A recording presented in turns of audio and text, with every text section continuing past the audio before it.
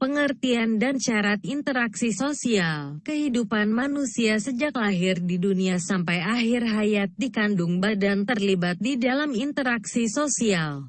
Manusia disebut makhluk sosial karena ia memiliki gregariousness, yaitu suatu naluri untuk selalu hidup dengan orang lain. Misalnya saja, nasi yang kita makan sehari-hari merupakan hasil kerja keras para petani. Interaksi sosial adalah hubungan-hubungan antara orang perorangan, antara kelompok manusia, maupun antara orang perorangan dan kelompok manusia. Dalam interaksi sosial, hubungan yang terjadi dilakukan secara timbal balik oleh kedua belah pihak.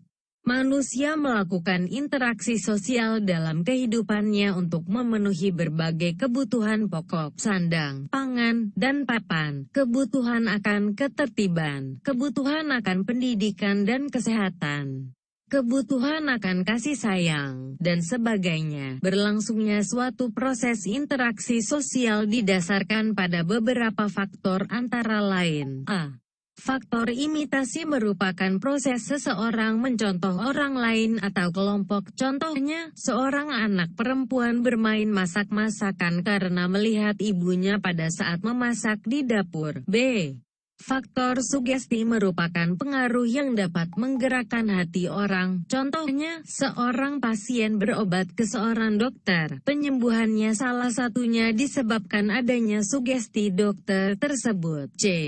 Faktor identifikasi merupakan kecenderungan atau keinginan dalam diri seseorang untuk menjadi sama dengan orang lain. Contohnya, seorang anak yang mengidolakan pemain bola, sehingga semua tingkah laku idolanya akan dilakukan. D. Faktor simpatik merupakan kemampuan untuk merasakan diri seolah-olah dalam keadaan orang lain dan ikut merasakan apa yang dilakukan, dialami, atau diderita orang lain. Contohnya, pada saat ada tetangga yang tertimpa musibah, maka kita ikut merasakan kesedihannya dan berusaha membantunya.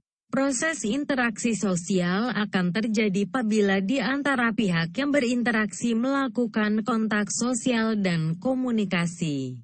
Kontak sosial ini dapat berarti hubungan masing-masing pihak tidak hanya secara langsung bersentuhan secara fisik, tetapi bisa juga tanpa hubungan secara fisik. Misalnya, kontak dapat dilakukan melalui surat menyurat, telepon, SMS, dan lain-lain. Dengan demikian, hubungan fisik bukan syarat utama terjadinya interaksi sosial. Komunikasi merupakan proses penyampaian pesan dari seseorang kepada orang lain yang dilakukan secara langsung maupun melalui alat bantu agar orang lain memberi tanggapan atau memberi respons. Tidak semua tindakan manusia merupakan interaksi sosial. Suatu tindakan manusia dikatakan sebagai interaksi sosial apabila memiliki ciri-ciri sebagai berikut. 1. Jumlah pelakunya lebih dari seorang.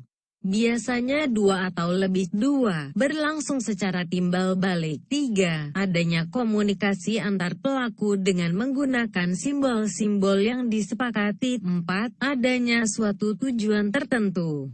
Berlangsungnya interaksi sosial di dalam masyarakat. Terdapat aturan yang mengatur perilaku manusia dalam berinteraksi. Ada 3 jenis aturan, yaitu aturan mengenai ruang, mengenai waktu, dan mengenai gerak dan sikap tubuh. Aturan mengenai ruang, di mana terjadinya interaksi sosial tersebut. Misalnya, interaksi yang terjadi di rumah antara orang tua dengan anak, anak dengan anak.